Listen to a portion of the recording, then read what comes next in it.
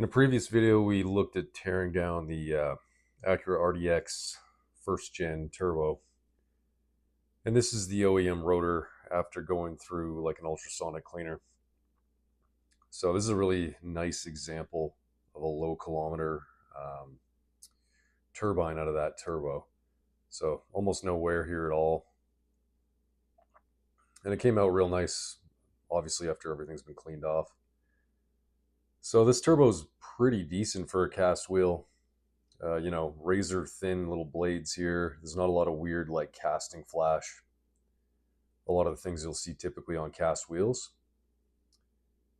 Normally cast wheels have thicker blades just because of the difficulty in casting thin sections like that.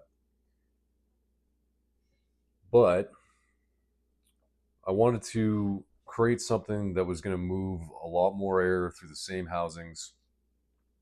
And I noticed that the car spools up like real fast on this turbo. You know, you're on boost at like 1500 RPM.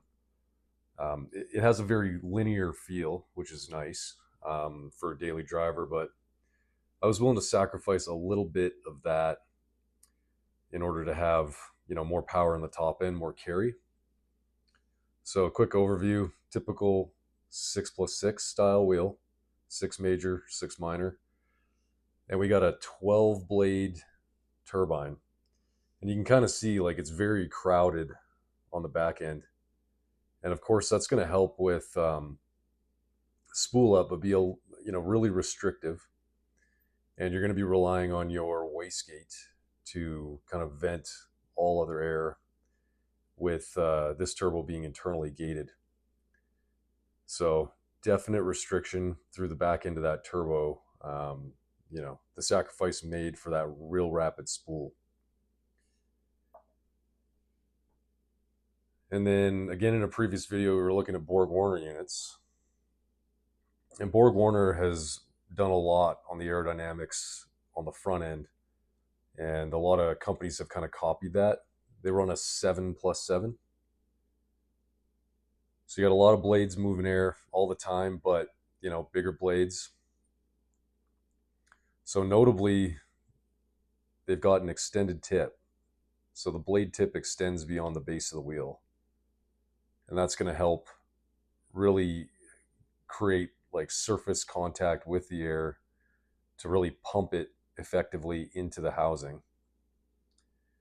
You'll also notice that there's a minor angle down on the front blade and a minor angle up on the minor blade, with a real decent air gap in between. So measuring these, it's about 65-35%. Like the minor is going to be about 65% of the tip of the major blade. So I really like the aerodynamics of the Borg Warner turbos, but they are very expensive. They also don't make anything smaller than like a 52 mil for your kind of aftermarket race type application. That's a big turbo. It's going to move like 550, 600 horsepower. Way more air than I needed for kind of a daily driven SUV. So taking those learnings from Borg Warner, I decided to have my own custom TD04 turbine and compressor wheel made for the Acura. So this guy made a number of changes over the stock unit. First thing I'll point out is I decided to slim the nose of this thing right down to the width of that nut. So nice smooth transition for the air into the wheel. Compare that to the stock. So you're getting a lot more area for air in the same size inlet on that turbo. Stuck with the 6x6, but I copied the ratios off the Borg Warner. So I went with that kind of 65% of total height on the minor blade. And I did that by extending the major blade about 2 millimeters deeper up the compressor housing. So it shouldn't cause a fitment issue because there's empty space there. I also went with extended tips.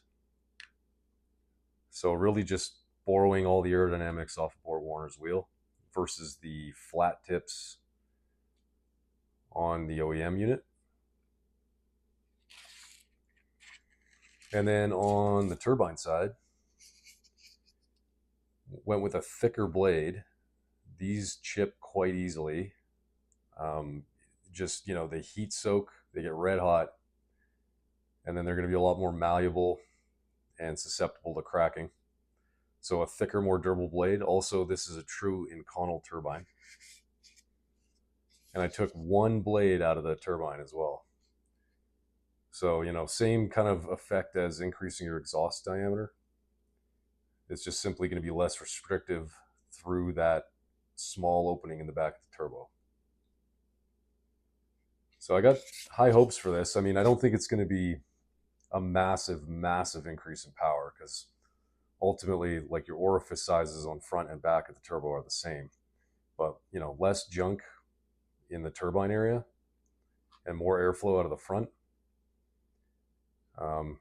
It should be a really nice performing little unit. And then along with those changes, also got some upgraded bearings for the TD04. So taking a look at a stock type bearing, your 360 thrust, which is a nice to have on an OEM type turbo, but it's only got a single oil orifice here. So your kind of oil passage meets up with that little gash, and then you got single oil orifice. So went from that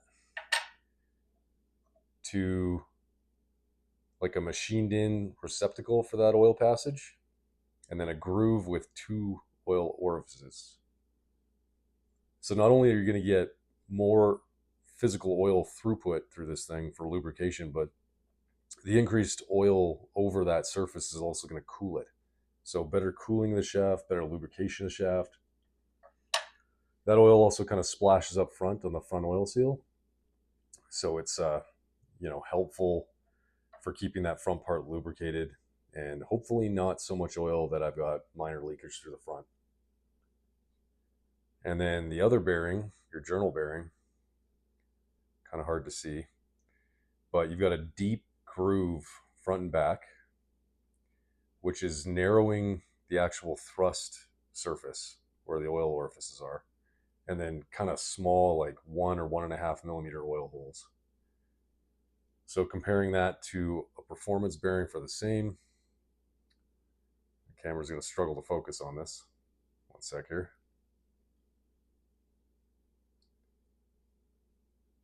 So a little increase in oil orifice size, probably by about 50%. And then also shallow groove with a wider thrust area. So again, better cooling, better lubrication, and more thrust area for the shaft to work against. So I think all those little upgrades are going to really add up to something pretty interesting. And the next step here is going to be installing this in the housings and making sure that all my measurements were correct. Because, you're talking fractional millimeters. And I'm confident that it's going to physically install. Where I might have got it wrong is, the profile of the blades, or, potentially like the height of the collars and things, which might make it run very, very close or even touch that housing. Definitely wouldn't want to have issues like that. So we'll compare it to the stock setup in the housings, and I'll make another video on that. But yeah, really appreciate you guys watching all this crazy stuff I do. And if you're enjoying it, always like and subscribe. And feel free to drop comments about anything you want to see, or if you got suggestions, and I'll keep these videos coming. Thanks.